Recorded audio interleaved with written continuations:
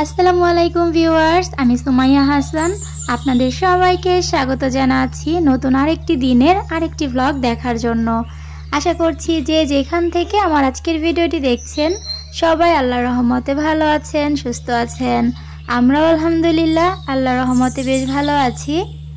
আজকের ভিডিওটা আমি সকাল থেকে শুরু করেছি, কেননা আজকে আমার মাথায় একটা কাজের প্রেশার আছে।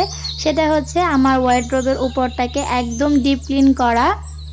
মোটামুটি ওয়ার্ডরোবের উপর এবং ওয়ার্ডরোবের উপরের যে দেয়াল দুইটাই আজকে খুব সুন্দর করে সাজাবো। শুরুতে তো দেখতেই পেয়েছেন ওয়ার্ডরোবের উপরের কি অবস্থা। আসলে ছোট বাচ্চা থাকলে আমার মনে হয় প্রত্যেকটা মেয়ের ওয়ার্ডরোবের উপরটাই এরকম এলোমেলো থাকে। ঘরের যত জিনিসপত্র আছে সব কিছু মনে হয় যেন ওয়ার্ডরোবের উপরে আমরা এনে রাখি। এটা আসলে যতই আমি গুছিয়ে রাখি না কেন এরকম গোছানো কিন্তু থাকে না, আবার এলোমেলো হয়ে যায়। তো কি আর করার, এলোমেলো হলে আবার তো গোছাতে হবে, এরকম রেখে দিলে তো আর হবে না। ওয়ার্ড্রোব গোছাতে গিয়ে আপনাদের সঙ্গে একটা জিনিস শেয়ার করছি।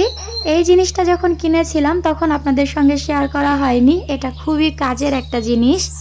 যাদের বাচ্চারা হামাগুড়ি দিতে শিখেছে তারা দেখবেন যে ঠাস ঠাস করে কিন্তু পড়ে যায়, মানে ফ্লোরে যদি আমরা ওদেরকে খেলতে দিই ওরা পড়ে যায়। আবার অনেক সময় দেয়াল ধরে যখন দাঁড়াতে যায় তখন দেয়ালের সাথে ঠাস করে বাড়ি খায়, বা খাটের বিভিন্ন জায়গাতে বাড়ি লাগে, মাথায় অনেক বেশি ব্যথা পায় বাচ্চারা। তো সাদিদও যখন হামাগুড়ি দিতে শিখেছে তখন আমি এই ক্যাপটা কিনে নিয়েছিলাম। এটা যখন ওর মাথায় দিয়ে দিতাম তখন ও দেয়াল ধরে দাঁড়াতে পারতো বা ফ্লোরেও ইজিলি চলাফেরা করতে পারতো, পড়ে গেলেও ব্যথা পেত না। তো আমার কাছে মনে হলো জিনিসটা বেশ কাজের, এই কারণে আপনাদের সঙ্গে শেয়ার করলাম। তবে যখন কিনেছিলাম তখন আর শেয়ার করার কথা মনে ছিল না। যাই হোক, এখানে আমি জিনিসপত্র সরাতে গিয়ে আপনাদেরকে দেখাচ্ছিলাম যে আমি এই ব্যাংক থেকে কিন্তু টাকা বের করেছিলাম। আমার খুব দরকার ছিল, তো তখন কি করব, ব্যাংকের থেকে ঝটপট বের করেছিলাম। তো টাকা নেওয়ার পরে কিন্তু আমি জায়গাটা আবার আঠা দিয়ে লাগিয়ে দিয়েছি, এতে করে বেশ সুবিধা, মানে একটা ব্যাংক বেশ কয়েকবার ইউজ করা যায়। যাই হোক, ওয়ার্ডরোবের উপরে যা কিছু ছিল সবই আমি নামিয়ে নিয়েছি, আর এখন এই হলুদ কাপড়টা এখানে বিছিয়ে দিচ্ছি।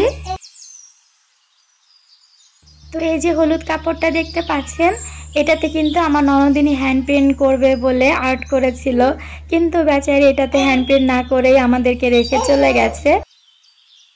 তো যাই হোক, এখানে দেয়ালের ওপরের অংশটা আমি একটু নতুন করে অর্গানাইজ করব।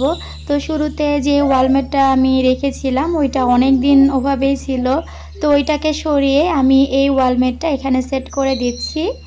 নিচের অংশটা দেখতে অনেকটাই ফাঁকা লাগছিল, তো পরবর্তীতে মনে হলো এখানে অন্য কিছু একটা অ্যাড করি। তো ছোট্ট একটা পেরেক লাগিয়ে নিয়েছি, আর এই যে আমার ঘড়ি দিয়ে বানানো যে ওয়ালমেটটা ছিল এটাকে এখানে প্রথমে দিয়েছিলাম, তো পরে ভালো লাগেনি, ওটাকে সরিয়ে এই ওয়ালমেটটা দিয়েছি। পদ্ম ফুলের এই ওয়ালমেটটা বানিয়েছি বেশ অনেক দিন আগে, তবে কোথাও ইউজ করা হয়নি, ওভাবেই রেখে দিয়েছিলাম। আজকে ভাবলাম এটা দিয়ে দেয়ালটাকে একটু সাজিয়ে নিই। দেয়ালটাকে অর্গানাইজ করে এখন ওয়ার্ডরোবের উপরের অংশটাকে আমি সাজিয়ে নিয়েছি। উপরে নতুন কিছু অ্যাড করছি না, আগে যা কিছু ছিল সেগুলো দিয়েই হালকা পাতলা সাজিয়ে নিচ্ছি। যারা যারা ভিডিওটি দেখতে শুরু করেছেন কিন্তু লাইক দিতে ভুলে গেছেন তাদেরকে রিকোয়েস্ট করব প্লিজ ভিডিওতে একটা লাইক দিয়ে দিবেন।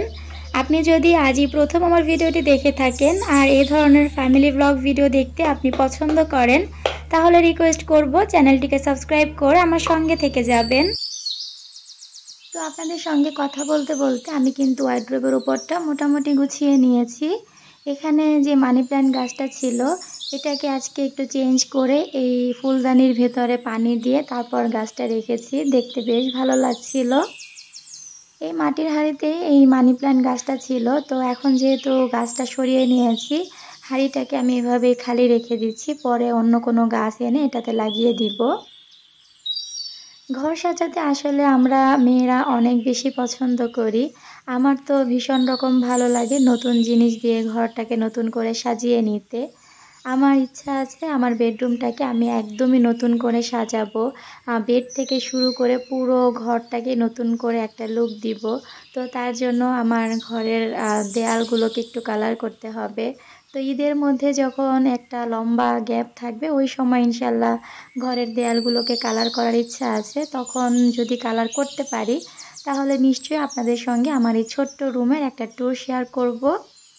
তো এই যে দেখতে পাচ্ছেন আমার ওয়ার্ড্রোবের ওপরটা সাজানো কমপ্লিট। কেমন লাগলো সাজানোটা কমেন্ট করে জানাবেন। সব কাজকর্ম মোটামুটি শেষ করে নিয়েছি। এখন হচ্ছে বিছানাটা একটু ভালো করে ঝেড়ে নিচ্ছি। আর এগুলো ঝাড়ার পর টুকটাক আরও অনেকগুলো কাজ করতে হবে। যেমন ঘরদোর ক্লিন করার যে বিষয়টা, সেটা করার পরে কিন্তু অনেক বেশি ময়লা হয়ে যায় ফ্লোর। পুরো বাসাটাকে এখন আমি ভালো করে ঝাড়ু দিয়ে নিব। আর তারপর আজকে আপনাদের সঙ্গে খুব সুন্দর কিছু জিনিস শেয়ার করব, যেটা আমি সাদিদের জন্য অনলাইন থেকে অর্ডার করেছি। বাচ্চাদের ডায়পারের পেছনে আমাদের কিন্তু প্রতি মাসে অনেক অনেক টাকা চলে যায়, হাজার হাজার টাকা খরচ হয়ে যায়। তো আমি দেখা যায় 938 টাকা দিয়ে সাদিদের জন্য 60 পিসের যে ডায়পার সেটা আনি। ওইটা আমার মোটামুটি 2 মাসের মতো চলে যায়, কেননা আমি শুধুমাত্র রাতের বেলা সাদিদকে ডায়পার পরাই, আর দিনের বেলাতে আমি ওকে কখনো ডায়পার দিই না।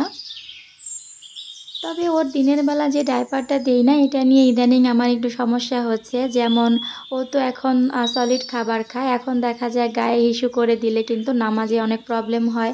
এছাড়া বিছানা হিসু করে দিলেও প্রবলেম হয়। তো এই প্রবলেমটার সমাধান হিসেবে আমি একটা জিনিস অর্ডার করেছি, সেটা হচ্ছে ওয়াশেবল ডায়পার। অনেকেই আমার কাছে জানতে চেয়েছিলেন আমি সাদিদকে ওয়াশেবল ডায়পার পরাই কিনা। তো এই পর্যন্ত আমি ওকে পরাইনি, এই প্রথমবার আমি নিয়েছি। তো যেহেতু প্রথমবার নিয়েছি তাই আমি 2টা অর্ডার করেছি, কেননা আমার কাছে একটু কনফিউশন কাজ করছিল যে ওয়াশেবল ডায়পারটা আদৌ কোনো কাজের কিনা। বিষয়টা এমন না যে 1000 টাকার ডায়পারের খরচ বাঁচাতে এই ওয়াশেবল ডায়পারগুলো আমি নিয়ে এসেছি। ক্যাপশনে হয়তো বা এমন একটা কথা আমি লিখেছি, অনেকে হয়তো বা ভাবছেন যে 1000 টাকার কাজ হয়তো বা এই 2টা ওয়াশেবল ডায়পারে হয়ে যাবে, তা কিন্তু না। এই ওয়াশেবল ডায়পারগুলো আদৌ কোনো কাজের কিনা সেটা ইনশাল্লাহ পরবর্তীতে আপনাদের সঙ্গে শেয়ার করব। যদি ওয়াশেবল ডায়পারের রিভিউ সম্পর্কে আপনাদের জানার থাকে তাহলে কমেন্ট করে জানাবেন, আমি চেষ্টা করব আপনাদের সঙ্গে রিভিউটা শেয়ার করতে।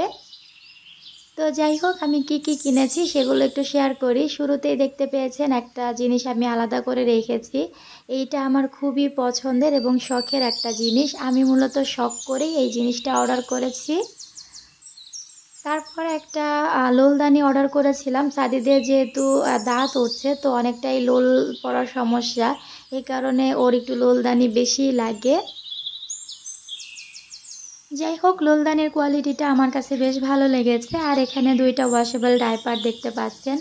এই ডায়পারের সঙ্গে 2টা করে প্যাড দেয়া আছে। তো ডায়পারগুলো দেখে কিন্তু ভালোই লাগছিল। তো ভালো খারাপ আজকের ভিডিওতে বলবো না, ইনশাল্লাহ পরে আপনাদের সঙ্গে শেয়ার করব যদি জানার ইচ্ছা থাকে আপনাদের। আমি দোকানদারকে কালার সিলেক্ট করে দিয়েছিলাম, তবে ওই কালার দুটো তাদের কাছে অ্যাভেলেবেল ছিল না, যার কারণে ওই ভাইয়া নিজের পছন্দ মতোই দিয়েছে। তো একটা আমার কাছে বেশি ভালো লেগেছে, আর এই যে লালটা দেখতে পাচ্ছেন এটা খুব একটা ভালো লাগেনি। আসলে বাচ্চাদের জিনিসগুলো এত বেশি কিউট হয়, আমার কেন জানি না বাচ্চাদের জিনিস কিনতে অনেক বেশি ভালো লাগে। আর বিশেষ করে সাদিদের জন্য যেটা দেখি সেটাই আমার কিনতে ইচ্ছা হয়, টাকা থাকুক বা না থাকুক, দেখলেই মনে হয় যেন এই জিনিসটা কিনে ফেলি।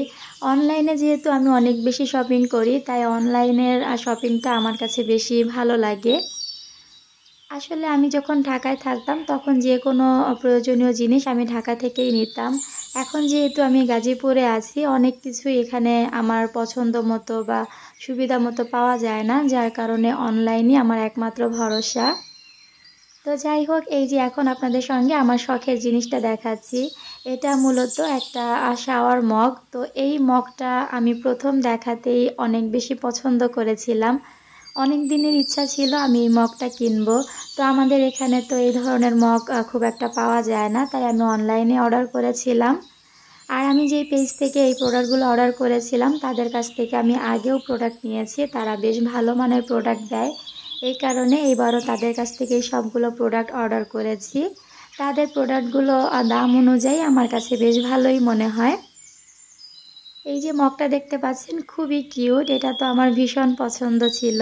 এই মগের দামটা কিন্তু একটু বেশি নিয়েছে, তবে দাম বেশি হলে ওই যে কথায় আছে না, শখের তোলা 80 টাকা। তো যার কারণে দাম বেশি হওয়া সত্ত্বেও আমি মগটা নিয়েছি, শুধুমাত্র আমার শখ ছিল বলে। তো যাই হোক, এখানে ডায়পারগুলোকে আমি একটু গরম পানিতে ভিজিয়ে রাখছি। 30 মিনিটের মতো গরম পানিতে ভিজিয়ে আমি এগুলোকে ওয়াশ করে দিব। আসলে নতুন কোনো জিনিস আনলে কতক্ষণে ওইটা আমি ব্যবহার করব সেটা নিয়ে অনেক বেশি আগ্রহ থাকে, যার কারণে এগুলোকে আগে তাড়াতাড়ি আমি ধুয়ে দিলাম। আর এই যে ধুয়ে শুকাতে দিয়ে দিয়েছি। ওভারঅল ভিডিওটি কেমন লাগলো কমেন্টে জানাতে ভুলবেন না। আজ বিদায় নিচ্ছি, আল্লাহ হাফেজ।